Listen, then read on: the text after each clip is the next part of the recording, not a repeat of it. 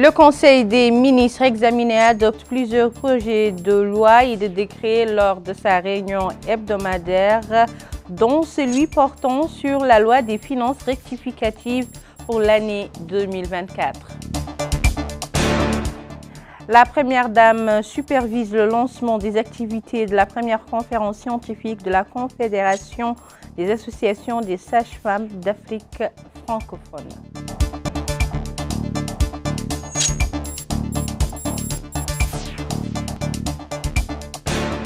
Le ministre de l'Intérieur, de la Promotion de la décentralisation et du développement local discute lors d'une réunion avec les secrétaires généraux et certains membres du gouvernement du niveau de mise en œuvre des politiques et programmes du gouvernement.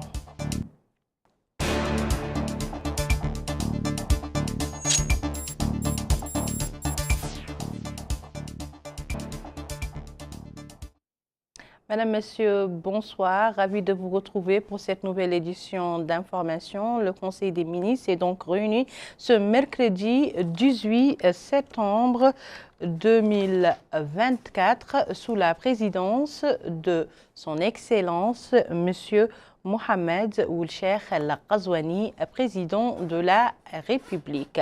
Le Conseil a examiné et approuvé les deux projets de loi suivants. Projet de loi portant sur la loi des finances rectificatives pour l'année 2024, l'élaboration du projet de loi de finances rectificatives pour l'année 2024 s'inscrit dans un contexte de confiance renouvelée du peuple mauritanien à travers la réélection du président de la République, Mohamed Ould Cheikh Al Ghazouani, pour un second mandat et vise à aligner la politique budgétaire sur les priorités du programme de son Excellence, programme qui se décline en Mon ambition pour la patrie concrétisée dans la politique générale du gouvernement qui vise pour le reste de l'année à accélérer l'exécution des grands projets en cours de mise en œuvre, lever les obstacles qui empêchent ou ralentissent le lancement des autres projets dont les ressources ont été mobilisées, concevoir et lancer des programmes prioritaires d'amélioration des conditions de vie des citoyens, lancer certaines études nécessaires à l'exécution des réformes stratégiques de la politique générale du gouvernement, prendre en charge les besoins en lien avec le renforcement des capacités en défense, adopter l'architecture du budget de l'État en accord avec le nouveau organigramme du gouvernement récemment constitué pour assurer une répartition optimale et efficace des ressources publiques. Cette révision vise à garantir que chaque ministère et entité gouvernementale dispose des moyens nécessaires pour accomplir les missions qui lui sont assignées conformément aux nouvelles priorités fixées, tout en favorisant une gestion rigoureuse et transparente des fonds publics, en actualisant les prévisions budgétaires pour tenir en compte l'évolution du contexte économique et les nouvelles mesures adoptées, mais aussi pour maintenir la réalisation des engagements contenus dans le programme économique et financier 2023-2026, appuyé par la facilité élargie de crédit et le mécanisme.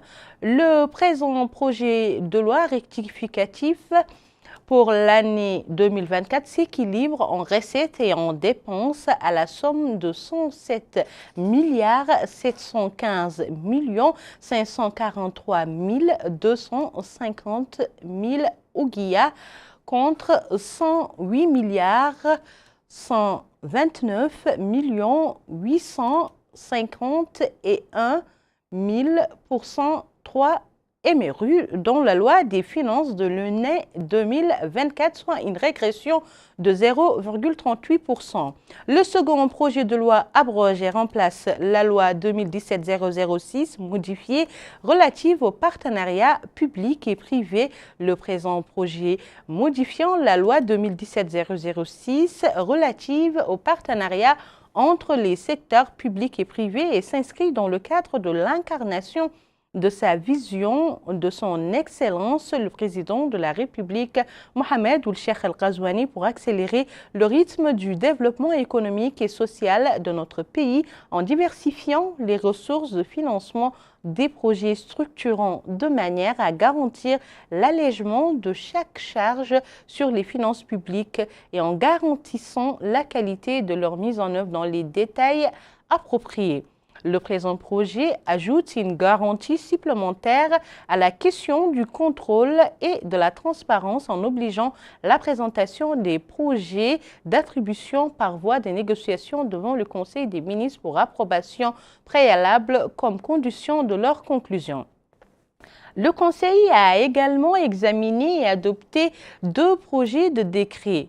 Ils sont le projet de décret portant nomination du président du conseil d'administration du centre hospitalier d'Alleg.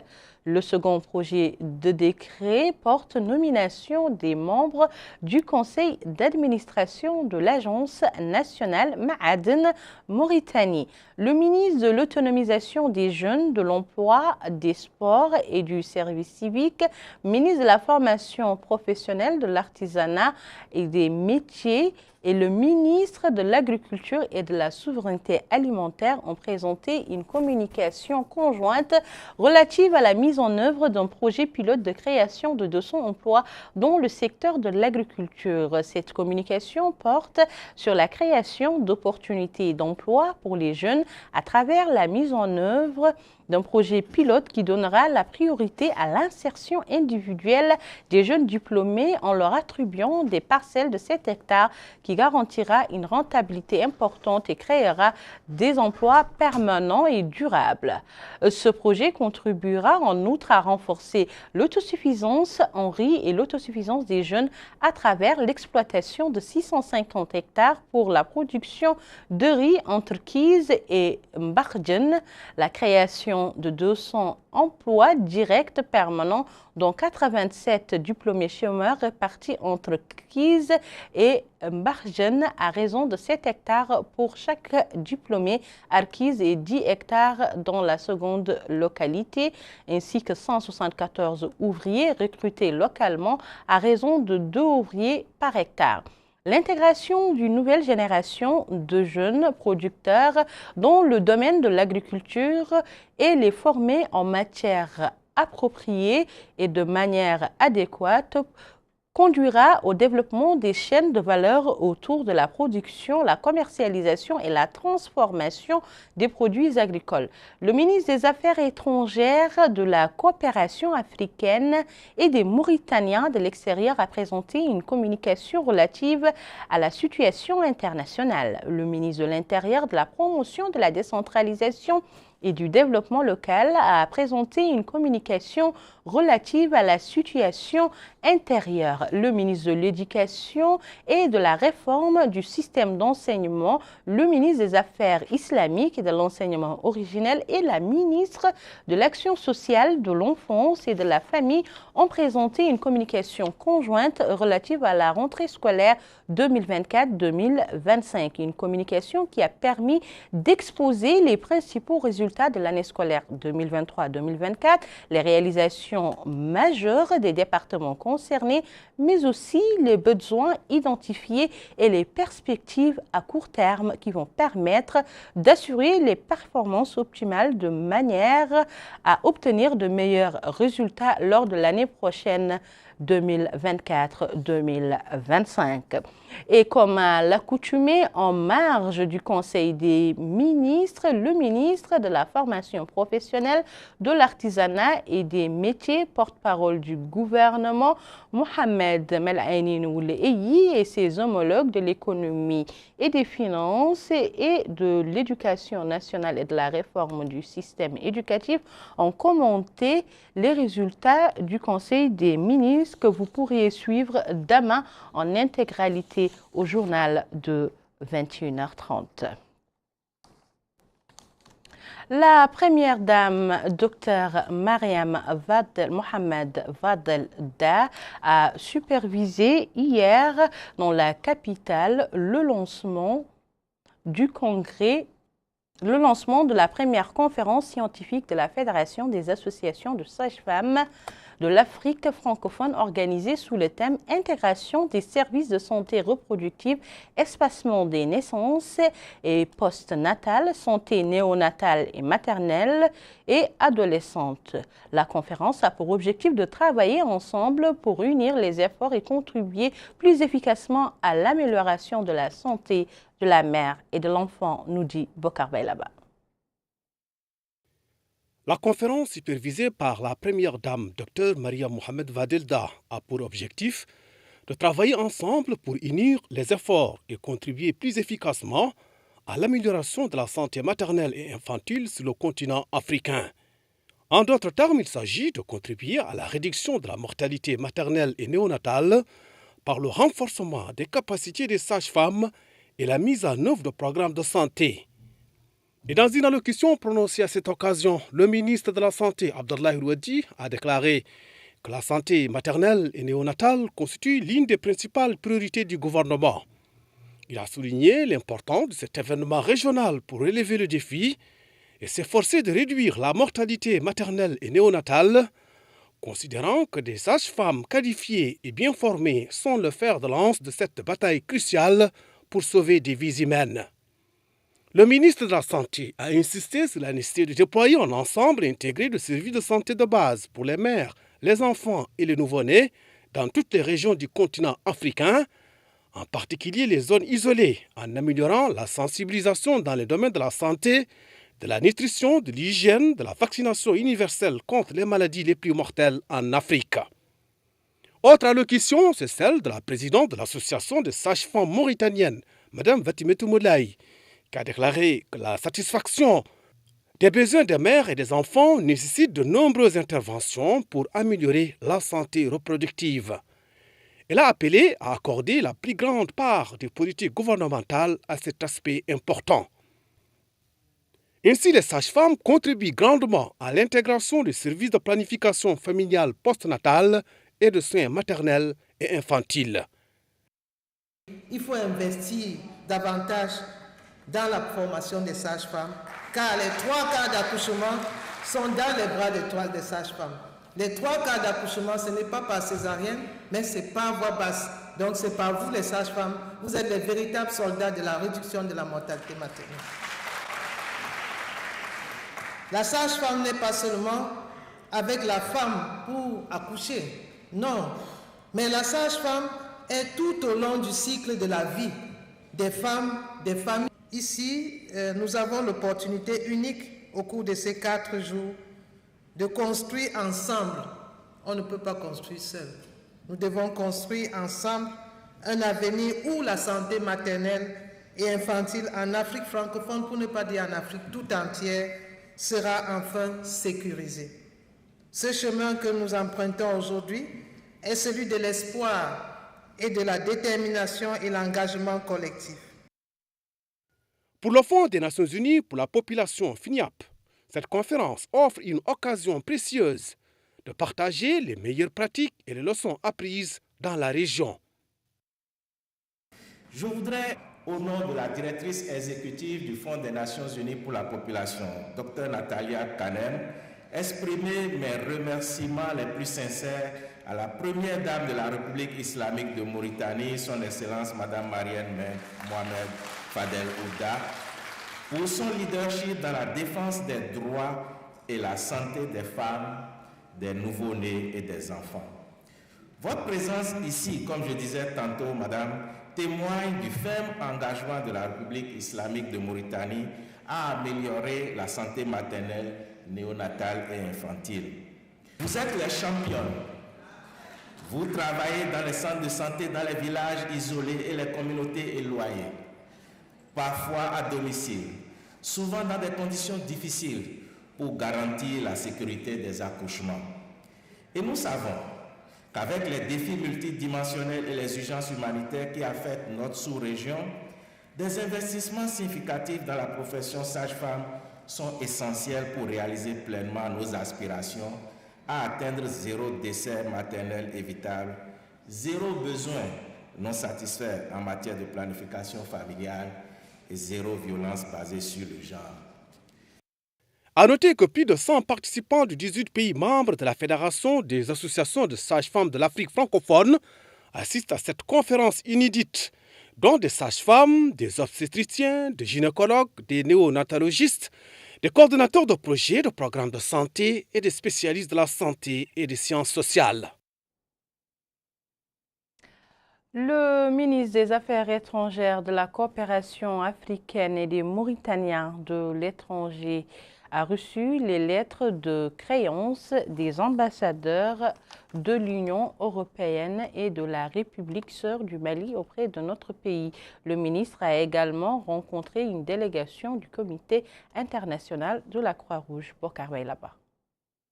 Le ministre des Affaires étrangères, de la coopération africaine et des Mauritaniens de l'extérieur, Mohamed Saleh Boulmerzouk, a reçu en audience une délégation du Comité international de la Croix-Rouge conduite par Jean-Nicolas Marty, chef de la mission régionale basée au Sénégal. L'entretien a porté sur les relations de coopération entre la Mauritanie et cette instance internationale, ainsi que sur les moyens de les renforcer. L'entretien s'est déroulé en présence de Mme Vatou Laharib, ambassadrice et directrice des affaires européennes du Maghreb et des partenaires méditerranéens à la Direction générale de la coopération multilatérale au ministère. Le ministre des Affaires étrangères, de la coopération africaine et des Mauritaniens de l'extérieur a reçu également son Excellence M. Joaquin Tasso Villalonga, le nouvel ambassadeur de l'Union européenne en Mauritanie.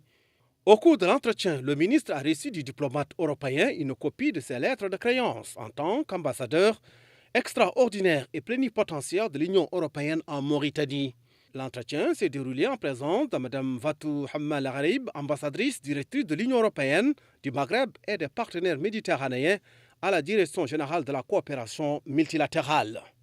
Le ministre des Affaires étrangères, de la coopération africaine et des Mauritaniens de l'extérieur, Mohamed Saleh Boulmerzouk, a reçu en audience son Excellence M. Bakary Doumbia, le nouvel ambassadeur de la République du Mali. Et au cours de l'entretien, le ministre a reçu du diplomate malien une copie de ses lettres de créance en tant qu'ambassadeur extraordinaire et plénipotentiaire de la République du Mali auprès de la République islamique de Mauritanie. L'entretien s'est déroulé en présence de l'ambassadeur directeur de l'Afrique à la Direction générale de la coopération bilatérale au ministère, Hamza Meilim.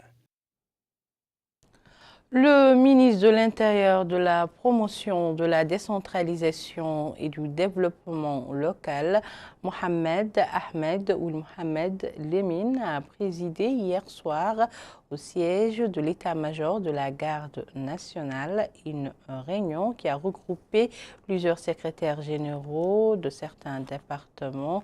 La réunion était tenue sous le thème pour une administration plus efficace qui répond aux aspirations du citoyen. La réunion a également comporté l'examen des différentes propositions et problématiques pour trouver des solutions les plus efficaces entre les différents secteurs du gouvernement, que ce soit l'éducation et la réforme du système éducatif, la santé, l'agriculture, la souveraineté animale, mais aussi d'autres secteurs de l'État.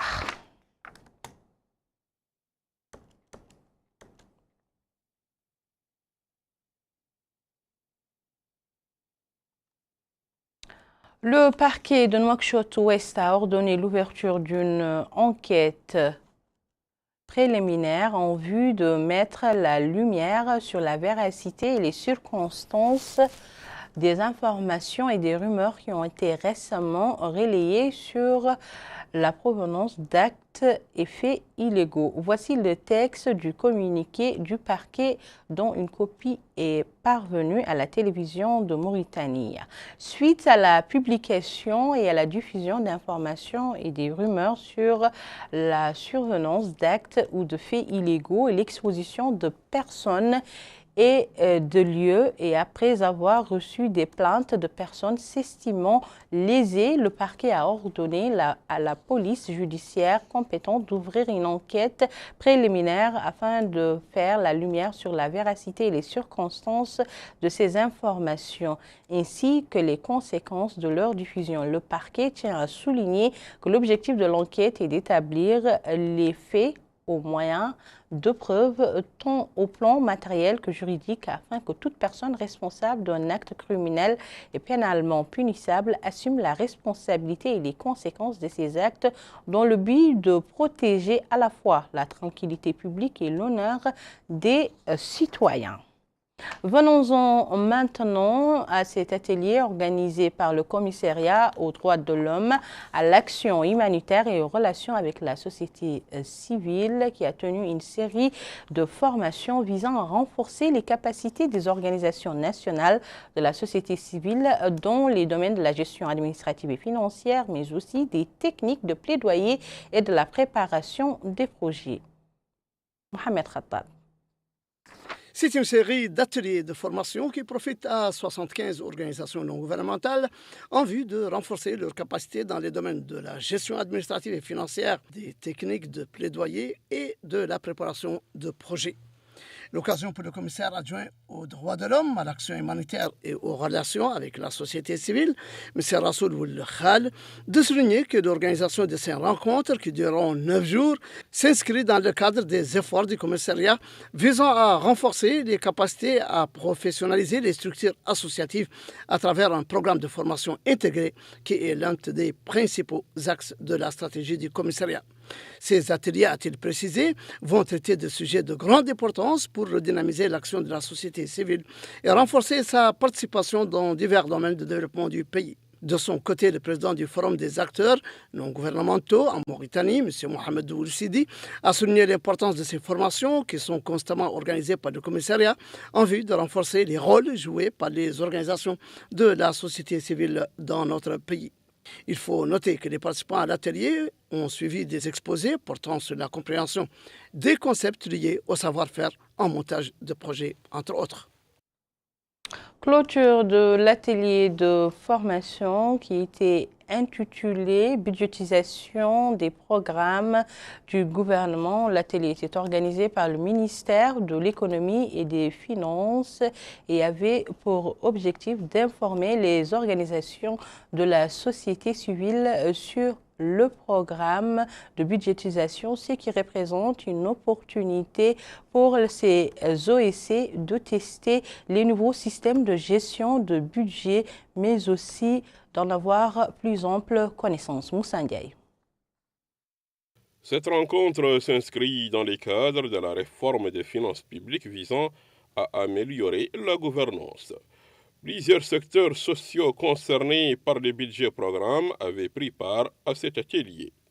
S'exprimant à la cérémonie de clôture, le secrétaire général du ministère de l'Économie et des Finances, M. Yacoub Ouel Ahmed Aïcha, a dit que son département a enregistré des résultats satisfaisants à travers échange d'informations et partage d'expériences entre les différents secteurs concernés par cette rencontre.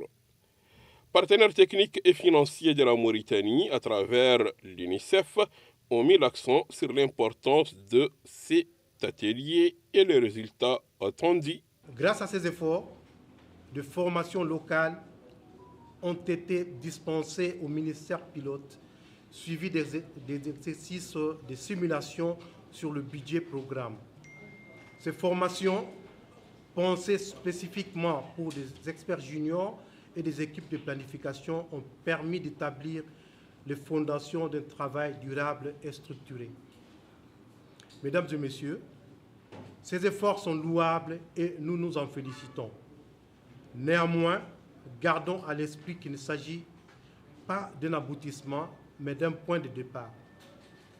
Le succès de cette formation ouvre la voie à une continuité avec la création d'une communauté de pratique entre le planificateur du budget programme. Cet espace de dialogue est crucial pour poursuivre ce travail, car les défis auxquels nous nous sommes confrontés sont considérables. L'Ordre national des notaires a tenu dans la capitale une journée d'échange d'informations sur les mécanismes de numérisation du dossier notarial. Dans une allocution prononcée à cette occasion, le directeur des affaires civiles et du sceau au ministère de la Justice, Ahmed Miske, a indiqué qu'en raison de la grande importance de la documentation dans la réalisation de la sécurité juridique, la Mauritanie s'est engagée depuis des années dans un processus d'encouragement de l'investissement et d'amélioration du climat des affaires à travers la mise en place d'un ensemble de procédures et de lois qui contribuent à assurer la stabilité des transactions et à créer un climat de confiance pour les investisseurs et entrepreneurs. Selon le réseau administratif de commandement relevant du ministère de l'Intérieur, de la promotion, de la décentralisation et du développement local, des quantités de pluie importantes ont été enregistrées au cours de ces dernières 24 heures sur différents points du territoire. Ces pluies sont relativement bien réparties, notamment dans le nord du pays et le sud. Voilà, c'était tout pour ce journal. Rappel des titres. Le Conseil des ministres examine et adopte plusieurs projets de loi et de décrets, dont celui portant sur la loi des finances rectificatives pour l'année 2024.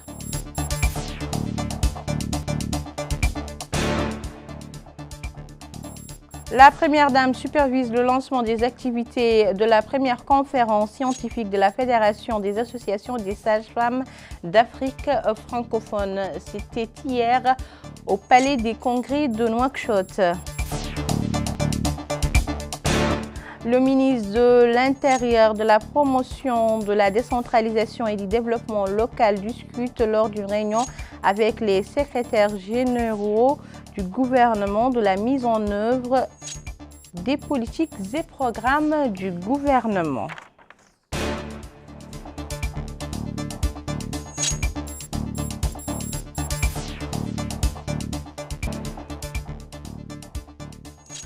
Merci à vous de nous avoir suivis. Merci également aux équipes techniques et rédactionnelles qui ont participé à la conception de ce journal. Le JTF revient demain soir, comme chaque soir, et à la même heure, Inch'Allah.